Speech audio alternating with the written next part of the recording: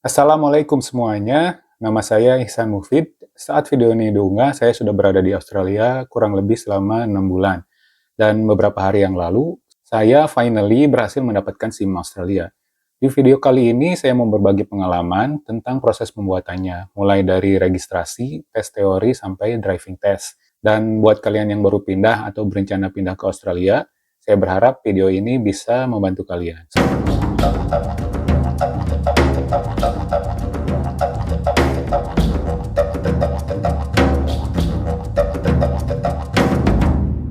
Hidup di Australia itu mudah.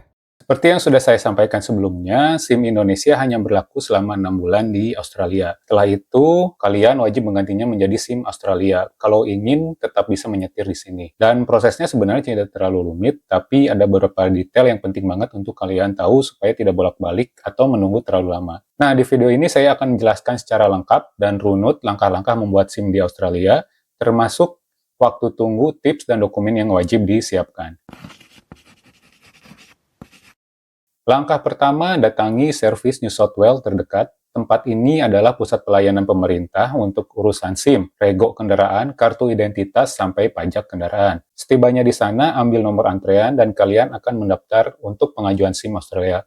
Petugas biasanya meminta beberapa dokumen, seperti paspor, SIM Indonesia, foto ID, atau kartu ATM bank yang terdaftar sebagai identitas. Bukti alamat, seperti bil listrik, internet, atau bank statement. Di tahap ini, kalian juga mengisi formulir dan memilih jenis SIM yang akan diajukan, learner, P-license, atau full license jika memenuhi syarat. Petugas kemudian memberikan nomor peserta yang nanti dipakai untuk mengikuti tes teori.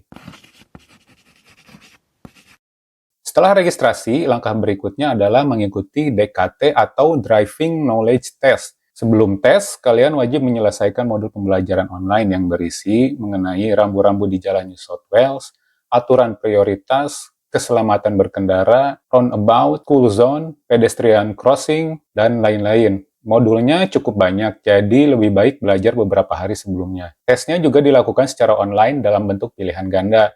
Dan kabar baiknya, kalau gagal, kalian boleh mengulang tanpa batas. Tidak ada penalti, dan tidak harus menunggu waktu tertentu.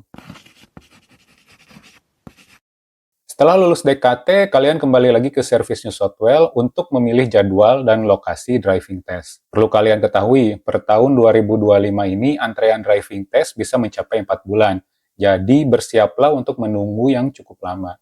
Kabar bagusnya, posisi setir di Australia ini sama dengan Indonesia, yaitu di sebelah kanan.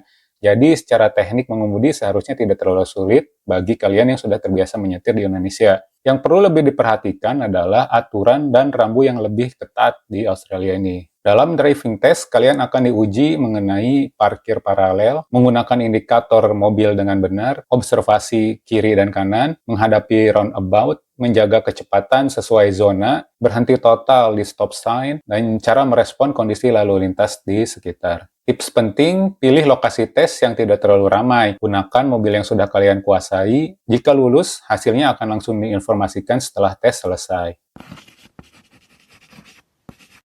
Kalau kalian dinyatakan lulus driving test, kalian akan diarahkan kembali ke dalam servis New South Wales untuk foto SIM. Setelah itu, kalian akan melakukan pembayaran sesuai jenis lisensi yang kalian ambil. Dalam beberapa hari, SIM Australia akan dikirim ke alamat rumah. Biasanya sih 1-2 minggu. Catatan penting untuk full license, kalau kalian ingin mengajukan full license, beberapa servis New South Wales akan meminta surat pengantar dari KJRI Sydney. Surat ini berisi bukti bahwa kalian sudah menyetir minimal 3 tahun di Indonesia.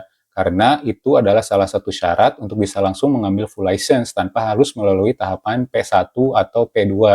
Jadi, saran saya pastikan dokumen ini kalian siapkan dari awal. Secara keseluruhan, proses pembuatan SIM di Australia, terutama di Sydney, tidak sulit.